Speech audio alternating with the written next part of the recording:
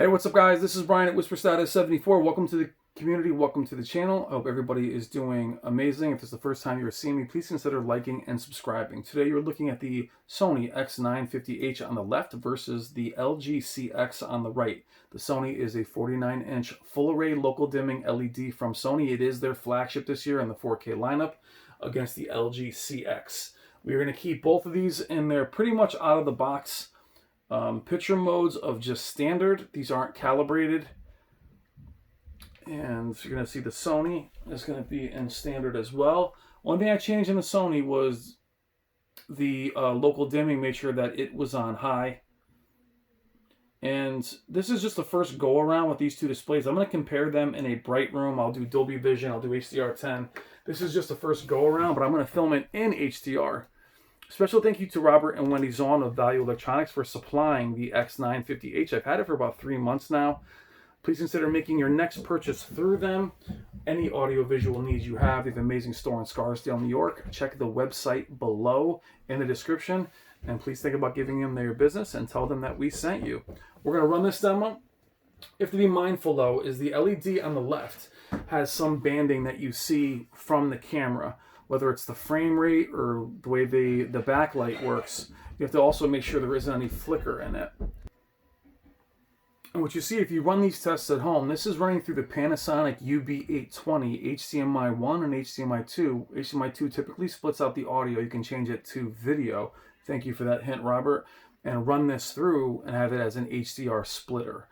The Sony, you want to make sure that you turn off black frame insertion, as it does flicker the backlight and the camera does pick it up. You're going to see some blooming on the Sony as the menus show. That's more from my camera just adjusting, and it's wreaking a little bit of havoc on both displays playing at the same time. Keep in mind the blooming on the Sony is not nearly as bad as it is on the camera. It's just going to look bad simply because it's trying to capture both displays at the same time. Again, we're going to be in Dolby Vision. And we'll be running this demo. We're going to do this again in a bright room to see how the Sony performs. This is in a very dark room with no ambient light. And let's run it and see what happens. Again, initially as this starts, you're going to see tremendous blooming on the left on the LED. That is not there because it looks like there's blooming also on the OLED. And you're going to see some banding on the LED. But in different shots, it's just going to kind of disappear.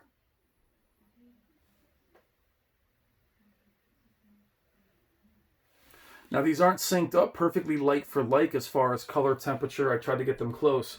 But what you're going to see is how bright the LED is in certain scenes and also how deep the OLED is. Now, we know about the OLED having the perception of bright, the perceived peak brightness.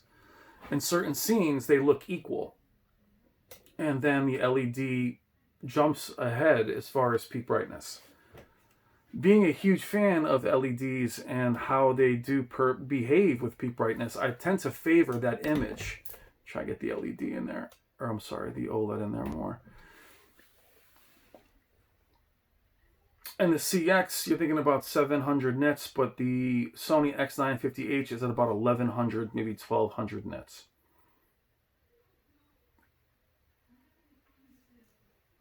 I'm sorry for the horizontal, kind of banding on the LED on the Sony. It just ends up happening to where if I try to overcompensate, I blow out the image. I'm trying to keep the aperture at its automatic. What's funny also is that during the menu on the OLED appears brighter.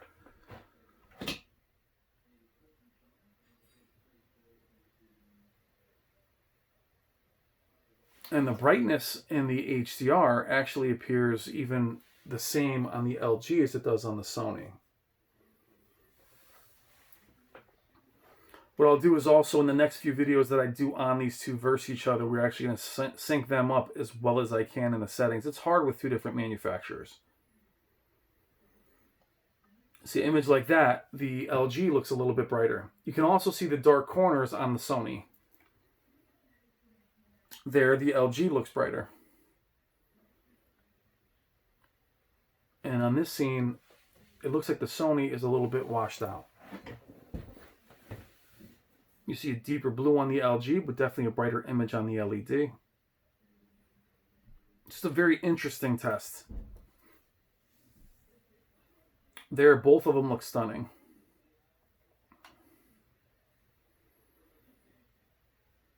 Now, as you see, as the camera catches up to the LED, the blooming is not as bad as you see right here.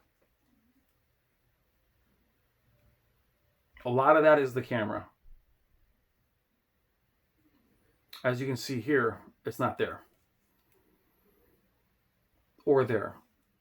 So that initial blooming you kind of saw was it jumping on screen for the first time. Now you can really see the black level of the LED. See if we can get a little bit more of the LED in there.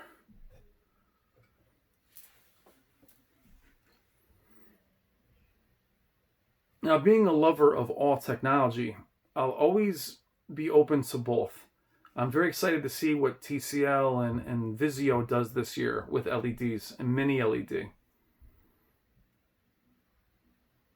And then there's certain areas where, like right here, it looks neck for neck.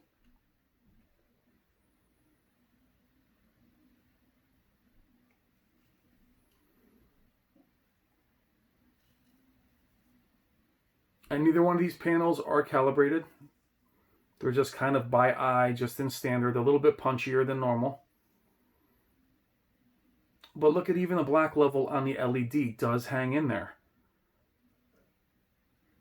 Give it a chance. It'll knock down. There it goes.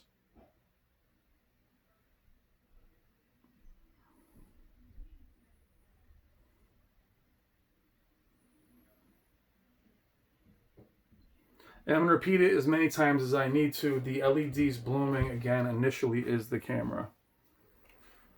I can't lower the aperture to compensate for it because then when it gets bright, it'll just flame out. So we'll be running this test a few more times. We'll be running games, split screen, PC without HDR.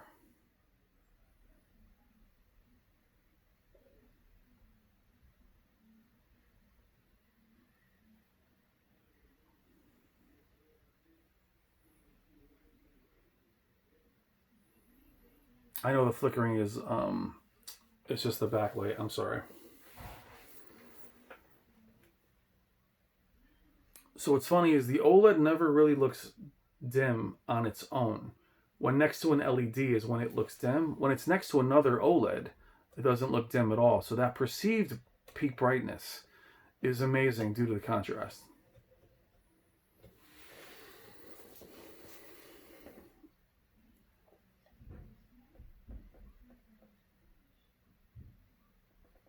Now, filming 4K 60 does help that banding, but then it wouldn't be in HDR.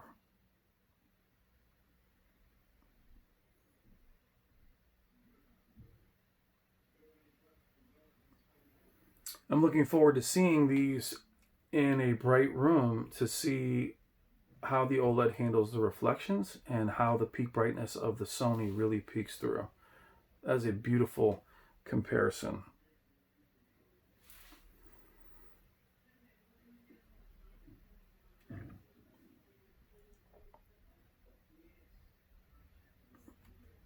We're actually going to pause it there.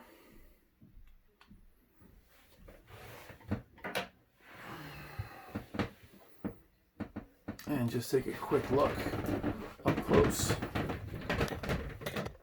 to the Sony X950H.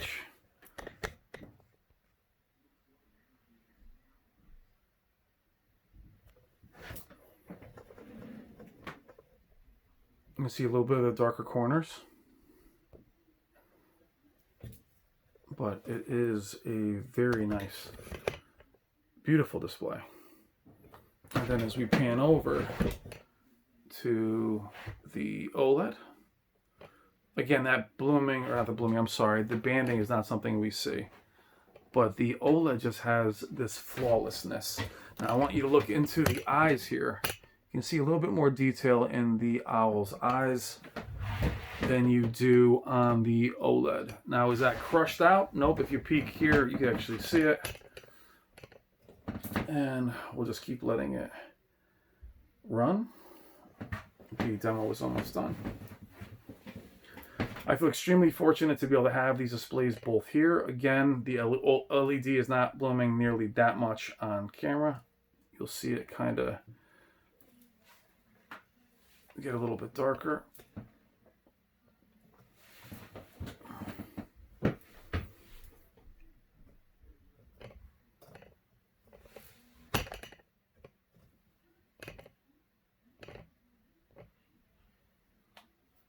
Hold on. Now we're going to rewind that scene because my aperture was locked and it was making blooming appear that wasn't there in the black level. I would edit it out, but I can't edit with this. So I went back and ran it back for you. All LEDs are going to have some blooming of some kind, but this 49-inch only has 20 plus zones, 22 maybe, and it does a very good job.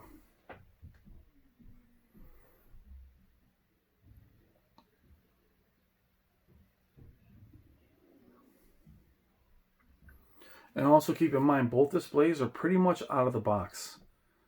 I wanted the local dimming on the LED to be on high, just to give me a better black level.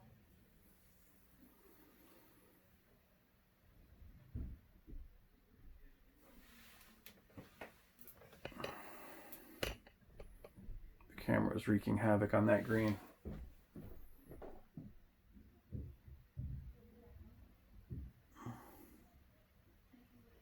As the camera adjusts, the blooming dissipates.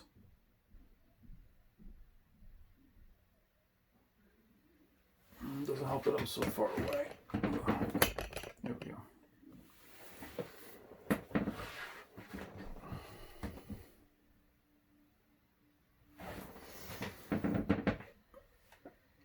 All right, guys, that's the video. Now, again, it's not perfect light for light. It's just a first attempt using the splitter of the Panasonic UB820 to show you a little bit of how they look in HDR. Again, the LED does have more blooming, but the blooming is primarily due to the camera, but there is going to be some haloing.